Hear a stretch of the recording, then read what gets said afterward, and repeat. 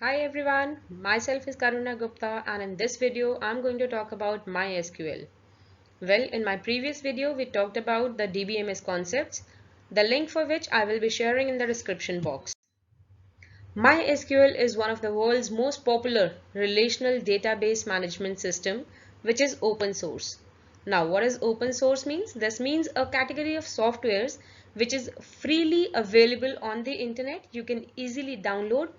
Alongside you also get the source code. That means you can also make the modifications to the software.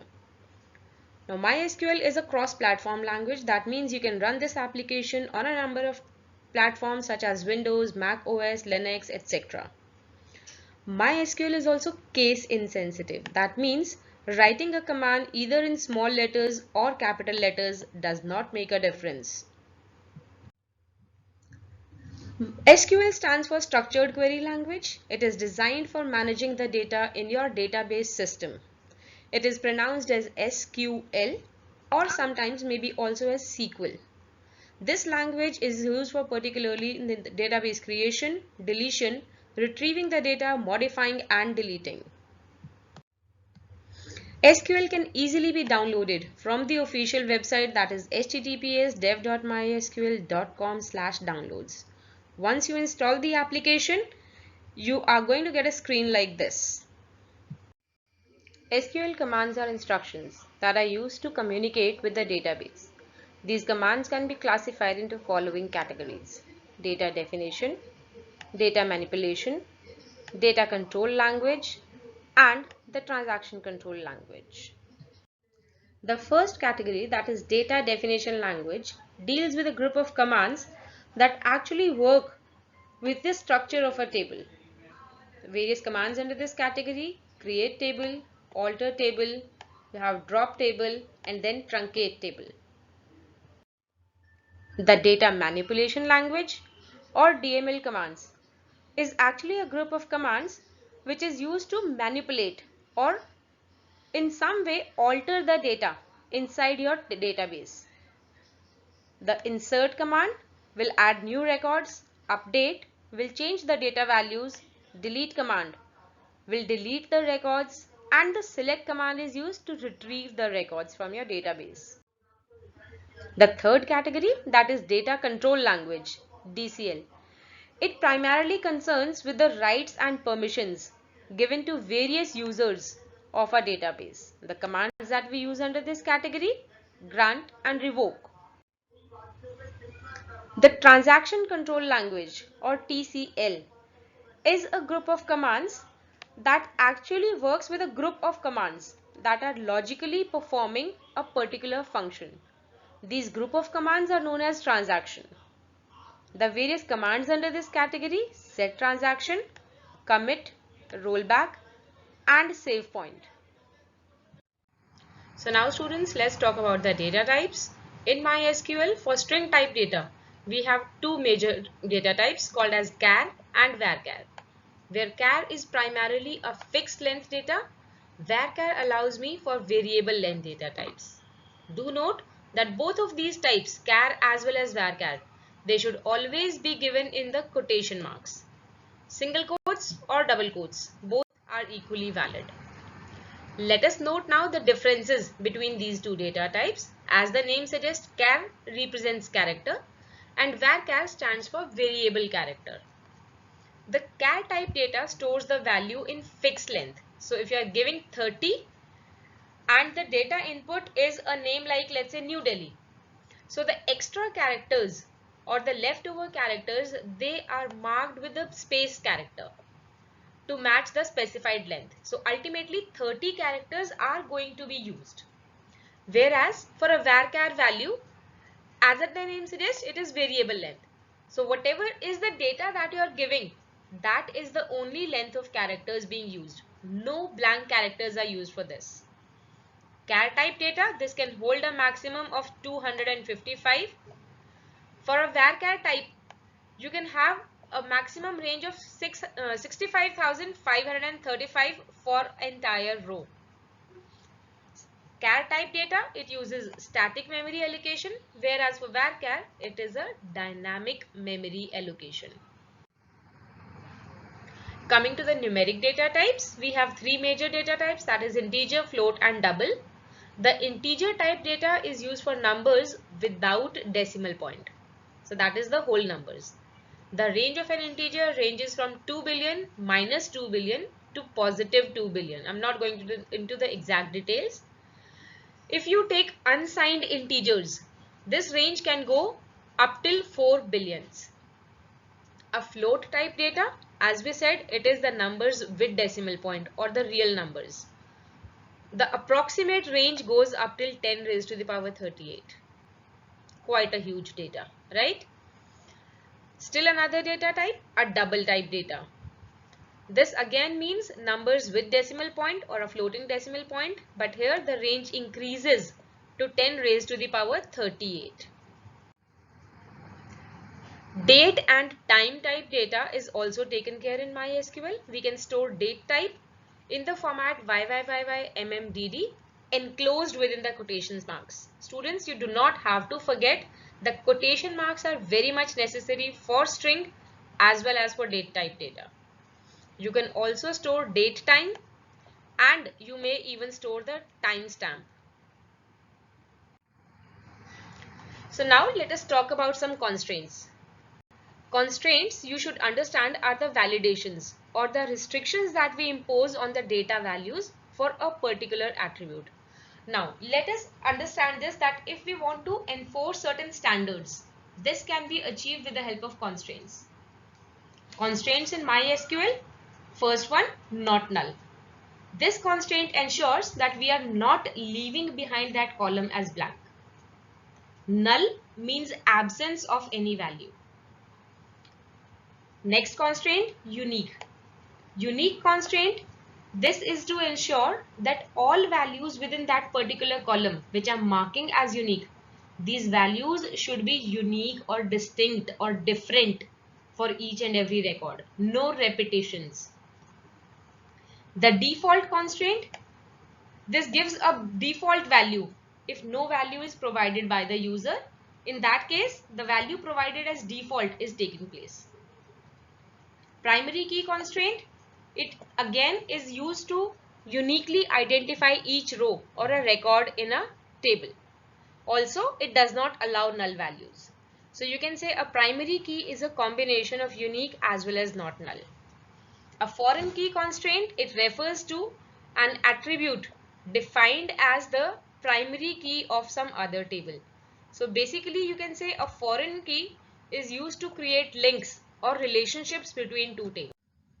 After gaining knowledge about the MySQL concepts, now let us get started with the different commands in MySQL. When I log into my SQL database, the first thing that I want to see is the available databases on my system.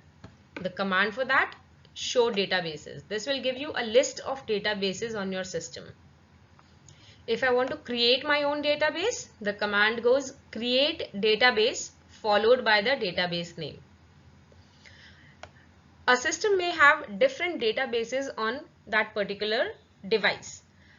The database particularly that I want to switch to or start working, this can be achieved by using the use command, use followed by the database name. When I have selected a particular database, I can use the show table command to see a list of tables inside a database. A describe command followed by the table name. This gives me the structure of a table, like what all columns I have, what are the different data types of these columns, and if I have used any constraints or not. The most commonly used command to see the data inside any table, select star followed by the table name from table name. Now, how to start creating a table? The generalized syntax of this create command, you write create table, these are keywords, followed by the table name. Then you have a round brackets, the name of your first column, its data type, and any constraints if you have, comma. Second column, data type, and any constraint if there are. Similarly, we go on with all the list of columns that are required for creating any particular table. Towards the end, we need to end the round brackets followed by the semicolon. as every MySQL command ends with a semicolon. Let's take an example. If I have to create a table person, let's say my first column is person ID, which is integer type, and this column will act as the primary key of my table. The second column, first name, having data type varchar, size 20 is always given inside the brackets. You can give size for char or varchar data types, also for numeric types, but these should be given in the bracket. I am using a default value of space for this first name column.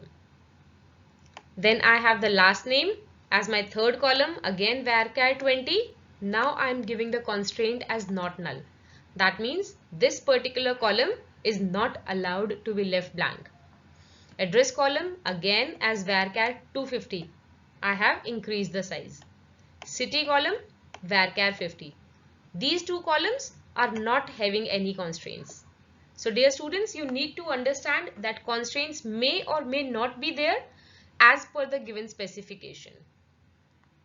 Also, for every column, when you are ending with the definition, it needs to end with a comma inside the set of brackets. Last column obviously will not end with a comma. You will end with a round bracket and a semicolon. Let's see another example where I am using the foreign key.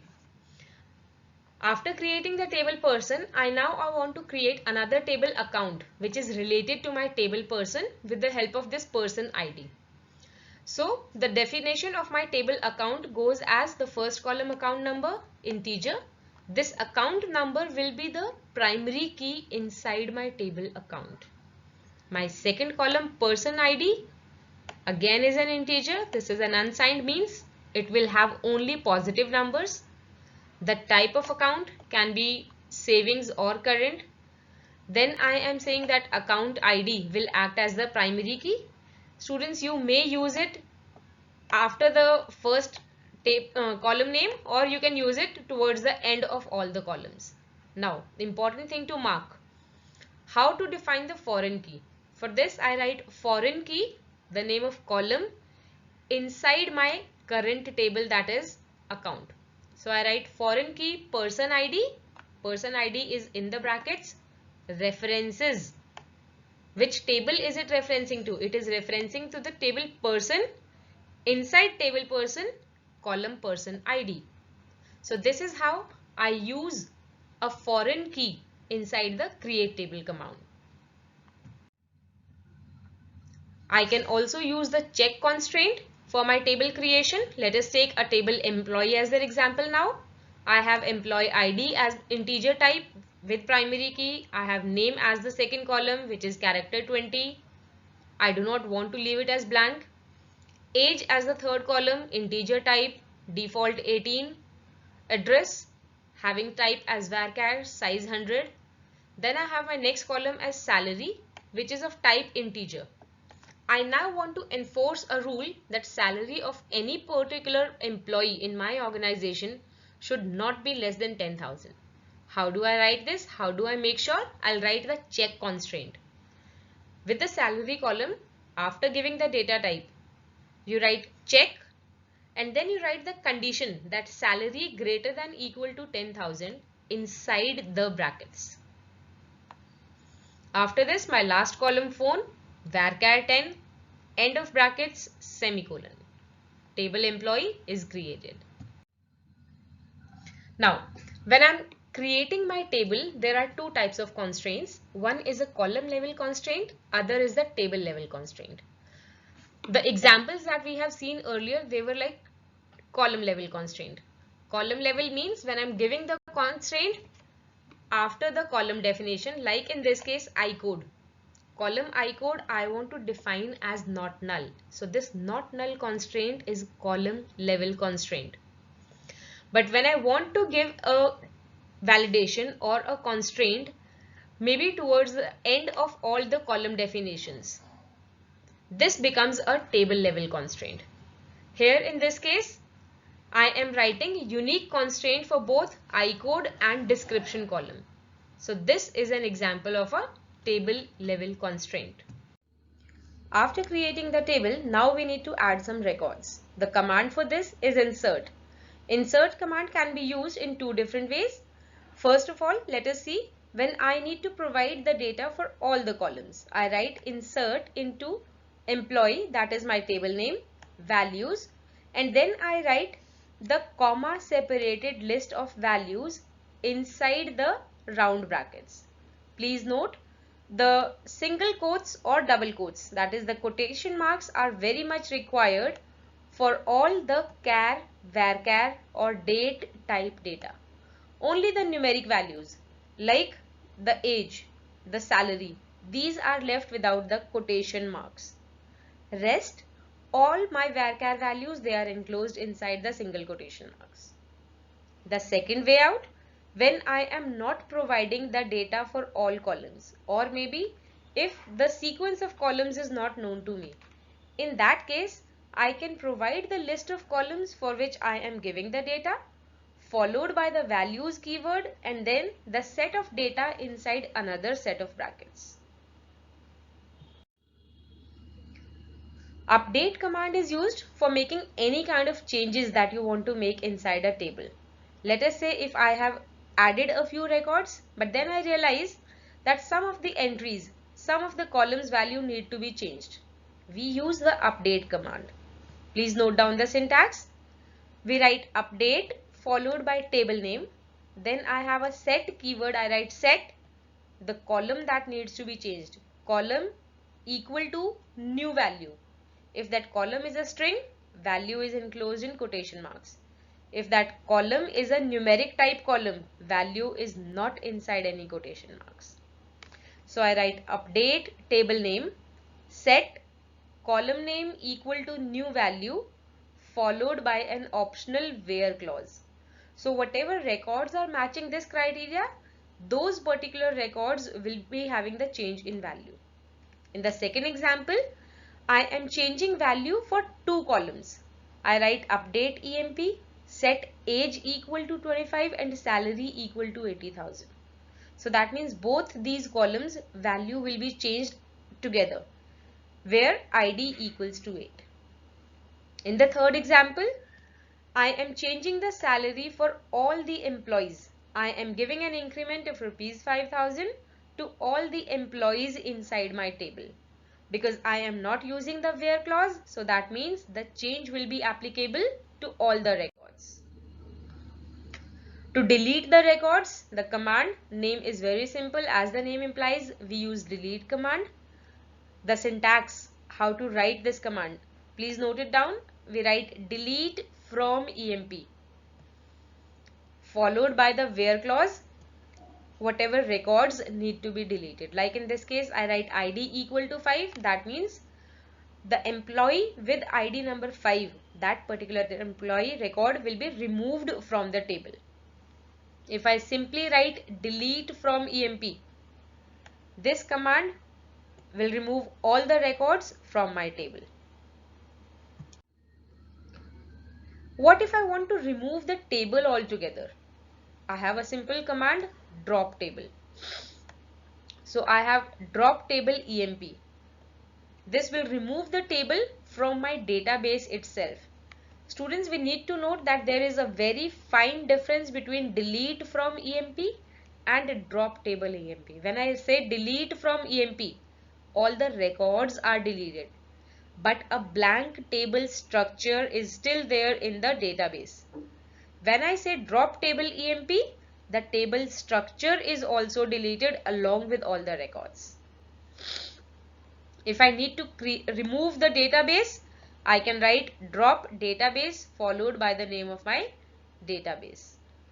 Students, we need to understand this, that dropping a table or a database, this action cannot be undone. So please be very careful before using the drop command. So dear students, this is it for now. I hope the concepts were pretty much clear. There are two very important commands, the select command and the alter command, that are going to be there in the next video. Keep watching.